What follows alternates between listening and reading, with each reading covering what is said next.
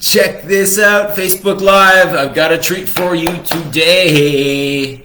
Gotta flex. Oh, the angle's off. I should have been like, the camera's gotta be lower, the biceps higher. Rookie mistake. Alright, mean method.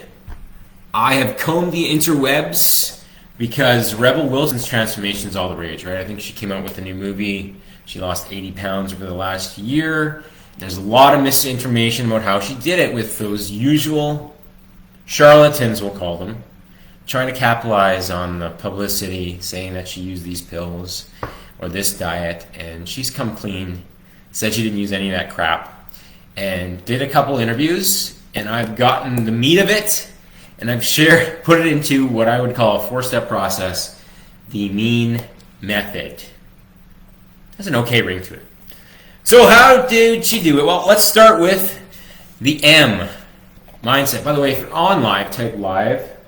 I have no idea if this is actually working or not. Technology being what it is. Okay. Looks like I am. Okay, good. Sharon, welcome. Long time no chat. So what that M is the mindset necessary for change. Okay, so she wanted to have, well, she wants to have kids soon, and I think she's just over 40, and her fertility doctor was saying, well, if you want a good chance of fertilizing these eggs, freezing them, the better off you'll be if you get leaner. So that was her motivation, right? The mindset was she was committed to doing this for reasons beyond herself, wanting to have kids sooner than later. So that was that spark she needed to get going. So that's number one, is kind of having a strong enough reason, a motivation to get off the couch and commit to this sometimes painful process. You know, to lose 80 pounds, you're going to go through a lot of ups and downs and not be able to quit. Terry, welcome. Joseph, there you are. I love the emojis, man. So what is the E? The E stands for exercise. It does play a role, and it makes this process a lot easier, not just to lose the weight, but to maintain your loss afterwards. If you're just cutting your calories through food forever and ever, you know, that's eventually hits kind of a breaking point, right? So all she did was start with walks. And I don't recommend like really high intensity stuff right off the hop. If you've got a lot of weight to lose, you're going to run yourself into the ground, beat up your joints, and maybe not stay in one piece. So nowadays, she's obviously progressed into heavier strength training, interval training to some degree, and she's working with a trainer down in LA to really bring out the next phase of her training plan. But she started with walks. So don't overlook that. All right, the A is accountability. Okay, so she does have a coach she's working with that keeps her honest, has those check-ins. I find value in this right now. Like I'm looking to, and I just hit a low weight today actually, looking to drop a few more pounds by July, August. I don't find I change things in summer. I don't go off plan.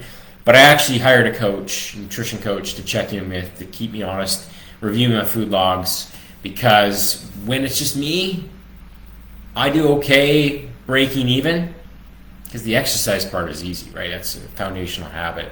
But eating less than I want to eat, I do need some accountability to make sure I do that, right?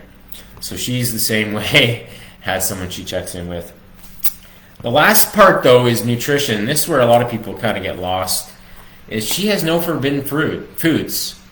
Okay, so she has kind of that 90-10 rule. She goes to In-N-Out Burger, maybe doesn't consume as much as she used to, but she just gets back on track the next meal. What really resonated in this interview was that she prioritizes protein these days. She said, you know, I was actually hungrier when I was 280 pounds or whatever it was, because I was eating so much carbs, and carbs don't really satisfy you. They kind of feed the beast. You're hungrier. So she eats a lot of lean proteins now, and she feels a lot more satisfied by that. So prioritize protein, you'll be far better off. So this weird lighting here. All right, so that's basically the nuts and bolts of what I gathered from her interviews. And it's everything I would recommend we talk about with our clients too, right? The big 5 categories each week. your calorie intake, calories and protein, making sure that's in a place that's actually going to support fat loss. Exercise, so that's usually 3 strength workouts a week for most. Some need more. Walks, middle finger, movement, 8 to 10K steps per day, and then you manage your sleep and your water, and you've got that 5 variables covered that's going to lead to optimal results. If you focus your attention somewhere else, something that's a 5% of the equation, you're going to get lost and not get the results you want ultimately. Jeff, welcome. So that's it. Hopefully that helps give you guys clarity and realize that it does take effort and consistency on the basics to succeed. If you want results like Rebel, 80 pounds down in a year, significant loss, but she did it the right way, and I'm confident she'll keep it that way because of it. Cheers. Have a good